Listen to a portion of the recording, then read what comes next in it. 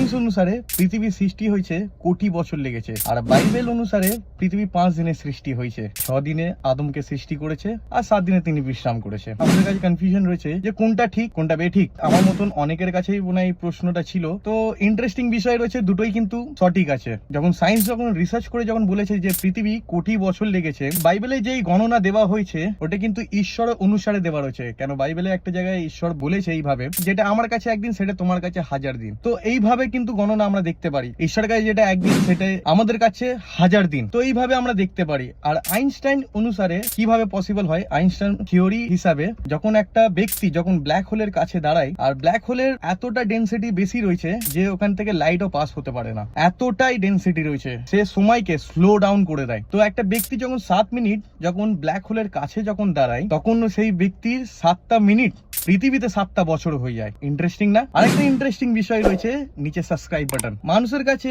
এখনো পর্যন্ত impossible black হোলের কাছে যাওয়া, বাট আপনার কাছে পসিবল রয়েছে এই ভিডিওকে লাইক করা এবং এটাকে শেয়ার করা।